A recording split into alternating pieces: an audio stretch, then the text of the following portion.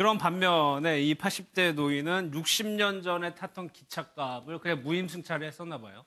그거를 지금 내겠다고 해가지고 왔어요. 네, 그렇습니다. 그 지난 28일, 그러니까 월요일이죠. 월요일에 그 부산의 구포역에 그 백발이 이렇게 성성한 할아버지, 아마 80대 정도 되시는 걸로 이제 추정이 되는데, 할아버지가 이렇게 현금 뭉치를, 돈 봉투를 들고 오셨답니다. 와가지고 그 구포역 역장한테 건네주면서, 사실 내가 60년 전, 거의 뭐 5, 60년 전, 내가 중학교, 고등학교 다니던 시절에, 그때 이제 내가 항상 구포역에서 초량역, 그러니까 지금으로 하면 이제 부산역이라고 해요. 예전에는 초량역이었다고 하는데, 그 구포역에서 초량역을 항상 이 통학하는 용도로 이렇게 왔다 갔다 했는데, 그때 내가 돈을 안 내고 탄 적이 많다 하면서 그때 그 무임승차를 했던 게 지금까지 내가 너무 마음이 불편해서 그걸 좀 갚고 싶다라면서 돈 봉투를 들고 구포역으로 찾아오셨다고 합니다. 100만 원이네요. 네, 100만 원을 들고 찾아오셨다고 해요. 그래서 뭐 코레일에서도 굉장히 당황을 했었다고 하는데요.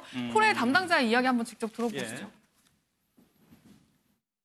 상황 같은 것도 말씀 안 해주시고, 그냥 저희가 추측으로 이제 나이 좀 이제 머리가 좀 하얘셔가지고, 그 당시에 이제 중고등학생이어서, 그 이제 그 나이 때 추측해가지고 이제 한 70대, 80대로 저희가 이제 그렇게 알고 있어가지고요. 어릴 때, 중고등학교 때 이렇게 좀 집안이 힘들어서 열차 무임승차를 한 게 주변에 전야다 보니까 마음이 걸려가지고, 그래서 이제 그 돈을 들고 왔는데, 저희가 그거를 처음 이제 덥석 받을 수가 없어가지고, 그래도 절차가 있어가지고, 이거는 저희가 지금 당장은 못 받는다면서 저희도 절차가 있고 처음에 구포역에서 이제 돈을 전달하려고 했는데 이제 그거를 바로 받을 수가 없으니까 체계가 있으니까 저희도 절차가 있고 저번 주 금요일 날인가 오셨는데 이제 월요일 날 한 번 더 오셔가지고 들고 가셨거든요. 경고 뭉치를 처음에 들고 왔어요.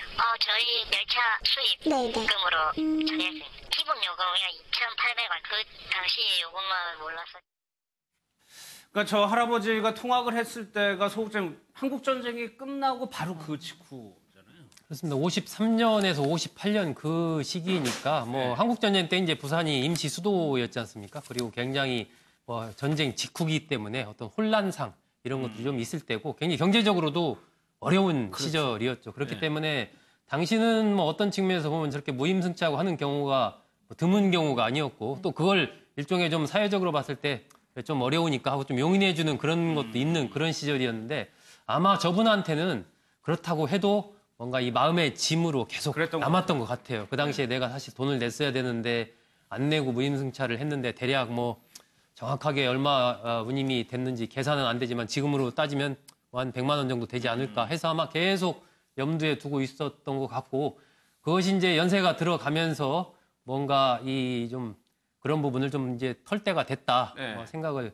갖고서 뭐 돈을 모은 돈을 가지고 그 구포역을 직접 찾아가서 아마 저렇게 전달을 한 것으로 보이는데 아마 저분 말고도 살아가는 우리들도 지금 속에서도 뭔가 이 성장 과정에서 그것이 친구든 아니면 부모님이든 아니면 뭐 선생님과의 관계든 아니면 다른 무엇이든 간에 저런 마음의 어떤 짐 같은 것들이 좀 있지 않습니까? 그런 부분들을 저분의 행동들을 보면서 우리도 뭔가 좀 그런 것들을 이렇게 털어갈 수 있는 그런 하나의 사례가 됐으면 좋겠다 하는 생각이. 근데 김성수 변호사님, 저 돈 100만 원 들어온 거를 그럼 어떻게 해야 되는 건가요, 저거는?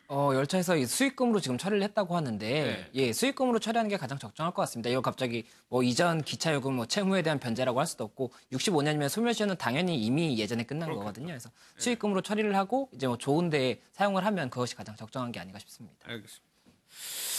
어제 중부 내륙 고속도로에서 목숨을 걸고 또다시 사람을 구한 사건이 있었습니다. 강진우 기자의 리포트. 파란색 1톤 트럭이 중앙분리대를 들이받고 한참을 달립니다. 휘청거리며 차선을 바꾸더니 이번에는 가드레일을 수백 미터 긁으면서 멈추지 않습니다. 이곳 고속도로를 80km 이상의 속도로 운행하던 트럭 운전사는 갑자기 쓰러진 뒤에도 중앙분리대를 들이받은 채 계속 운행을 이어나갔습니다. 승용차 운전자 박세훈 씨는 트럭을 추월하고 나서 고의로 충돌을 유도했습니다. 큰 충격 끝에 가까스로 차를 세운 박 씨는 뇌전증으로 정신을 잃은 운전자에게 응급조치까지 했습니다. 운전석에서 이게 막 발작을 하더라고요. 막 온몸을 막 발작을 하고 있는 모습 보니까 저런 운전이 아니다. 차를 일단 세워야 되겠다는 생각에 그냥 세웠죠. 대형 트럭 등이 쏜살같이 달리는 고속도로에서 대형 사고를 막아냈습니다. 뭐 좋은 일 했다는 생각보다 그냥 그 사람하고 통화를 했거든요. 이제 괜찮다, 퇴원했다, 고맙다고 그 얘기 듣고 제가 참 뿌듯했죠. 그냥. 경찰은 박세훈 씨에게 표창장을 전달할 예정입니다. MBN 뉴스 강진우입니다.